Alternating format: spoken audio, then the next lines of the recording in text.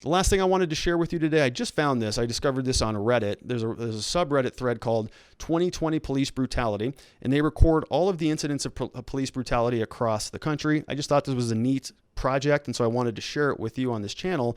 But if you go to this website, it's actually, where is it?